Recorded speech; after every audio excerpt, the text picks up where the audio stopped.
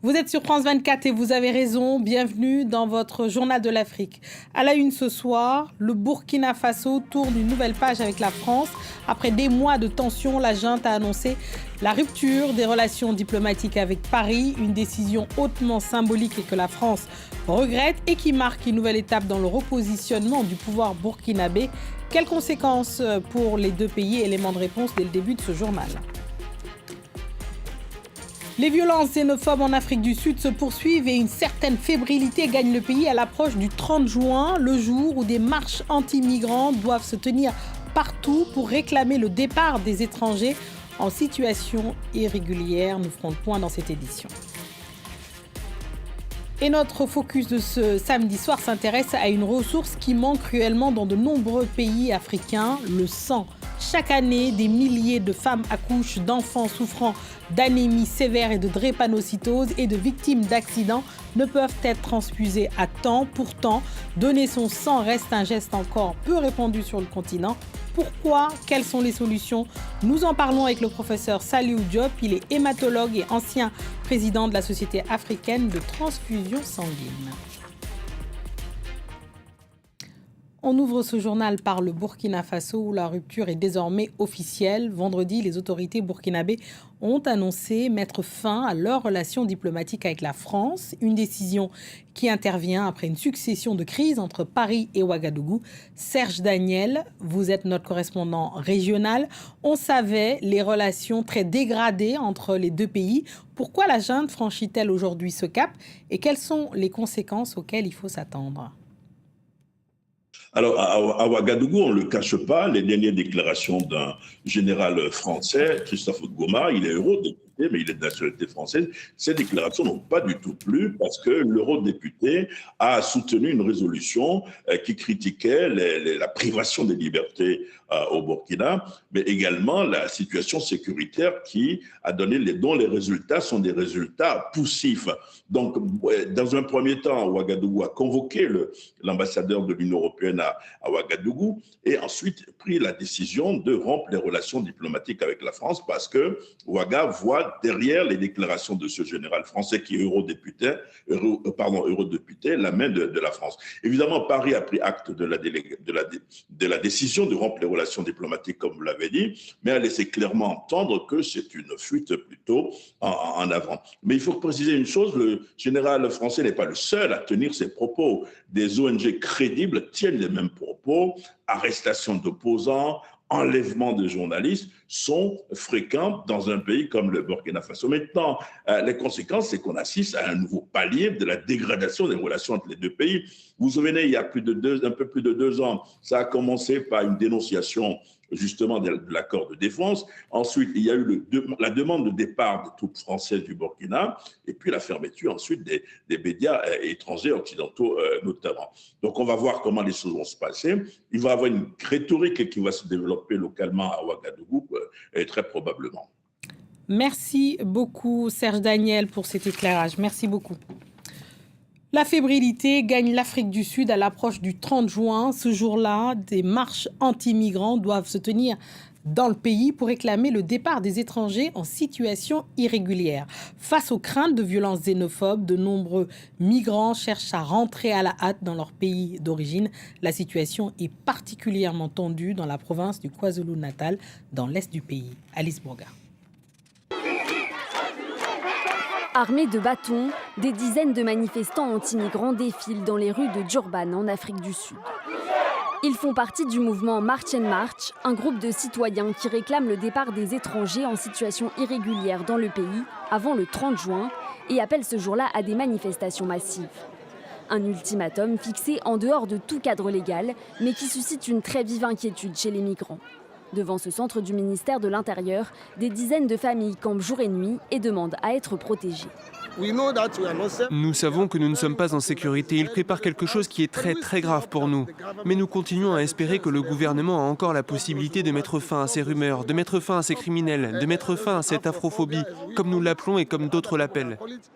L'Afrique du Sud, deuxième pays le plus industrialisé du continent, attire depuis longtemps des migrants à la recherche d'emploi, malgré un taux de chômage à 32%. Une situation qui attise le ressentiment chez certains Sud-Africains. Depuis plusieurs mois, le pays fait face à une flambée de troubles xénophobes ayant causé la mort de plusieurs migrants. Si les autorités ont annoncé un renforcement de la sécurité dans le pays pour le 30 juin, elles ont aussi autorisé en parallèle le départ des ressortissants étrangers, dont 15 000 Malawites. À Durban, des milliers d'entre eux attendent depuis des jours leur rapatriement dans ce camp aux conditions de vie déplorables. Nous rentrons chez nous, comme vous pouvez le voir, parce que les gens d'ici ne veulent pas que nous restions pour travailler. Ils nous chassent, donc nous ne pouvons rien faire. Nous rentrons chez nous. Peut-être que nous pourrons réparer notre pays nous aussi. À l'image du Malawi, plusieurs pays dont le Ghana, le Nigeria, le Mozambique, le Zimbabwe, le Kenya et la RDC ont proposé des rapatriements volontaires à leurs ressortissants en raison de craintes croissantes pour leur sécurité. Allez, on passe à notre focus de ce samedi soir. L'Afrique collecte toujours moins de sang que les pays les plus développés. Faible sensibilisation, croyances, manque de centres de collecte, financement insuffisant. Quels sont les obstacles? Pour en parler, nous recevons le professeur Saliou Diop. Il est hématologue au Centre national de transfusion sanguine de Dakar et ancien président de la Société africaine de transfusion sanguine. Merci, professeur Diop, d'être avec nous et bienvenue dans votre journal de l'Afrique. L'Afrique, on l'a dit, collecte encore seulement quelques dons pour 1000 habitants, très loin des pays à revenus élevés. Est-ce qu'on peut parler d'une véritable pénurie de sang sur le continent africain? Écoutez, je pense effectivement que quand on compare par rapport aux pays de l'Occident, si en Afrique on est à 5 dons pour 1000 habitants, alors que si je prends l'exemple de la France, on est à plus d'une trentaine de dons pour 1000 habitants. Donc, il y a effectivement une pénurie de donneurs de sang volontaires. Et d'ailleurs, même sur les 5 dons pour 1000, il faut considérer que la plupart, c'est des donneurs familiaux, c'est-à-dire qu'on attend des situations d'urgence pour que ceux qui en ont besoin fassent appel à des parents, à des connaissances. Donc, le nombre de donneurs de sang volontaires est vraiment très peu important en Afrique. Ouais. Alors, pourquoi donne-t-on si peu son sang en Afrique? Est-ce d'abord un problème de croyance, un problème d'organisation, d'après vous? Alors, bien sûr qu'il y a toujours des freins culturels, hein.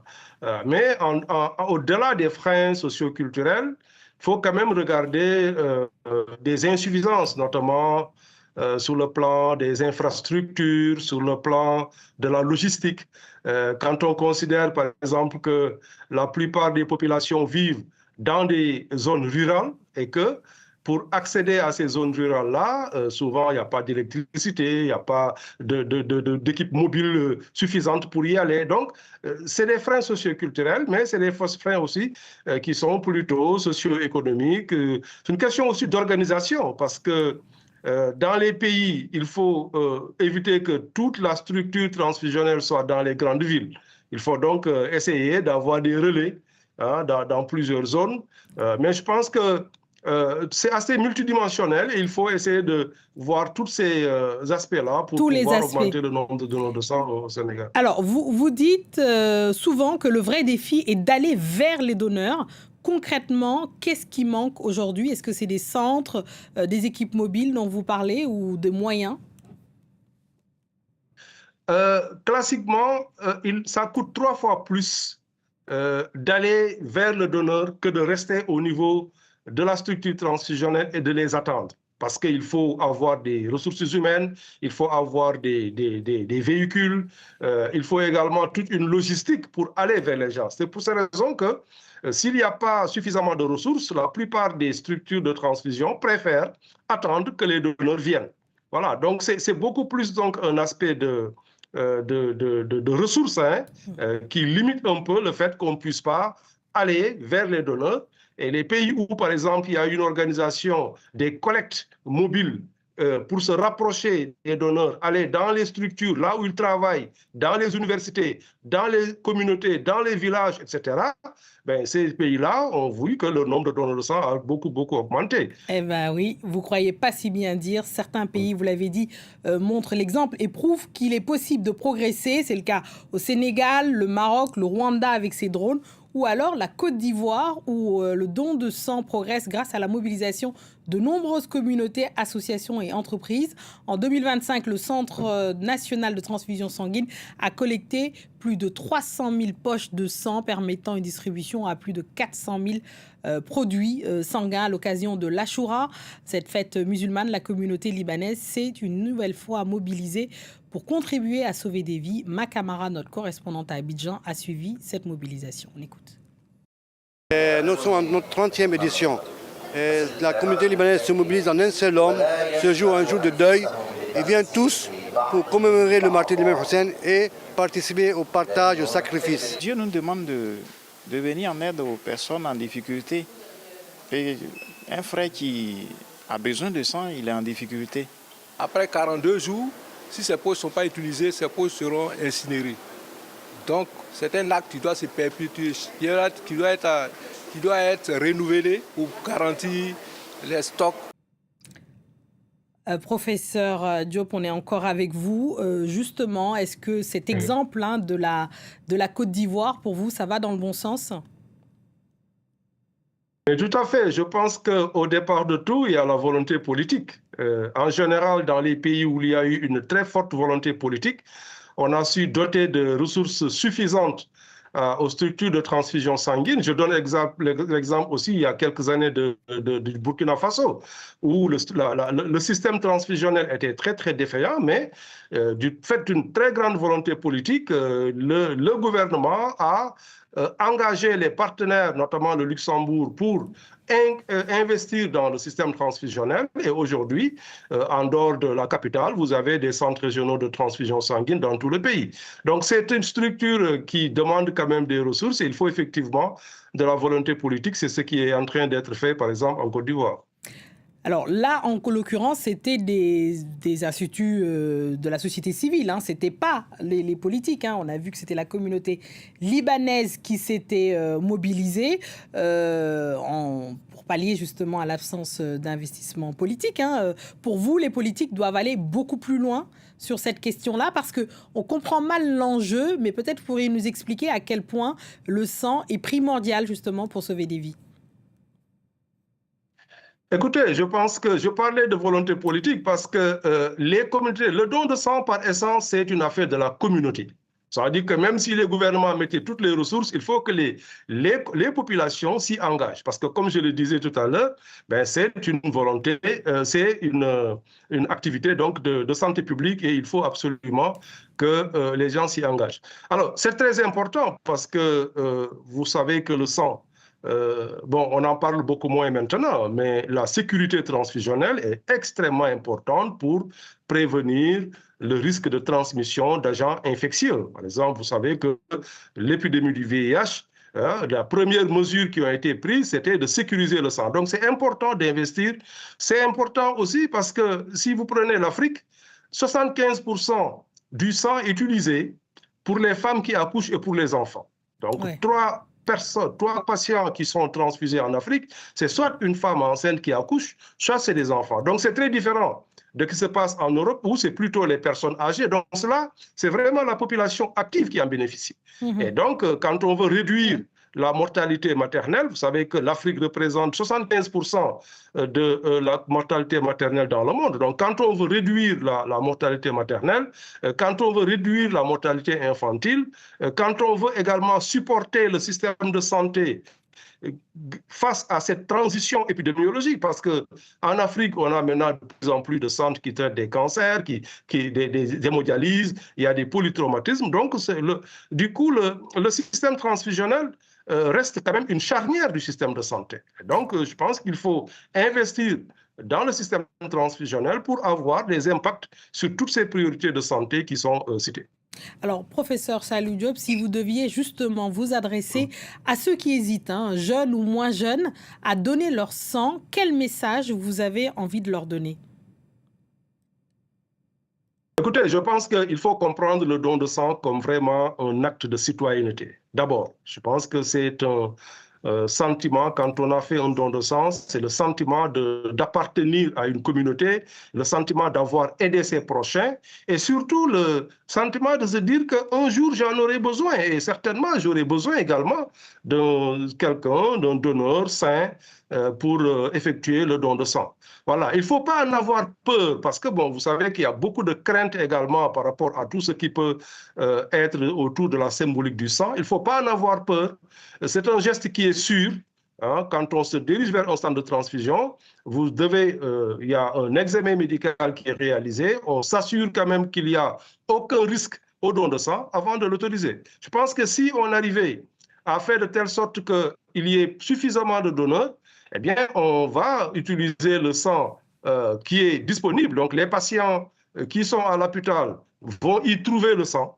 Et il faut éviter que arrivé à l'hôpital, les patients sont là pour attendre le sang. Donc, je dis souvent que c'est le sang qui doit attendre les patients et non l'inverse. Et pas dans l'autre sens. Merci. Tout à fait. Merci beaucoup, professeur Salou Diop, d'être venu dans le JTA. Merci pour ce message et j'espère qu'il sera largement entendu sur nos antennes.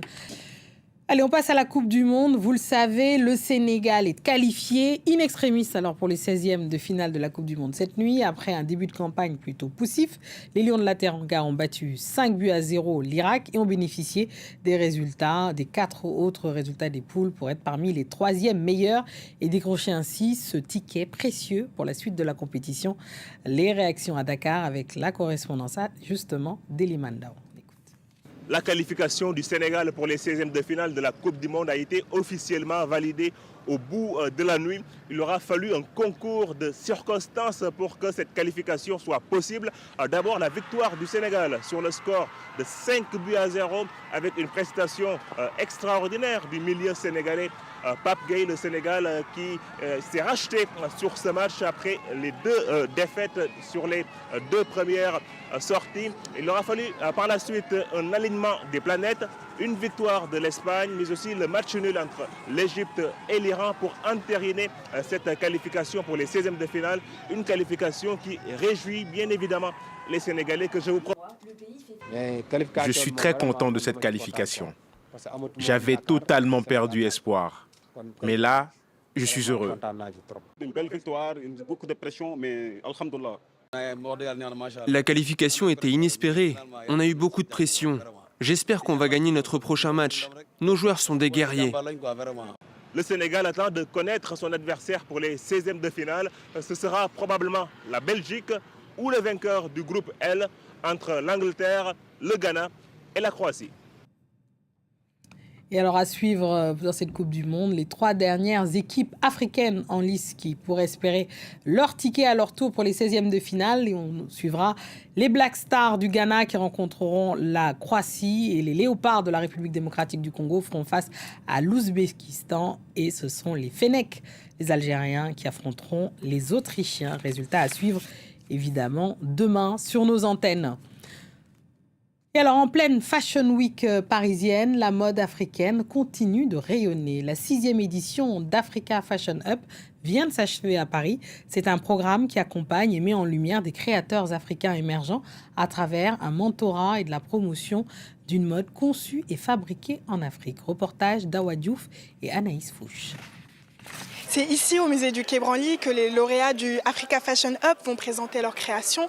Voilà, plus de 250 invités sont prévus. Il y a des artistes qui vont performer. Ils sont 4 à avoir été choisis parmi plus de 700 candidats. Ils viennent du Nigeria, de la Côte d'Ivoire, de l'Afrique du Sud. Et c'est vraiment l'effervescence dans les backstage, parce que pour ces créateurs venus du continent, c'est un peu un baptême du feu. Ils vont présenter pour la toute première fois leur création devant la scène parisienne. Cette plateforme va nous permettre aujourd'hui de pouvoir nous exprimer à l'international, de pouvoir réseauter et de pouvoir se positionner vraiment de sorte à pouvoir développer la marque au niveau international. C'est cette pièce-là qui ouvrira le défilé. Vous allez voir le résultat tout à l'heure.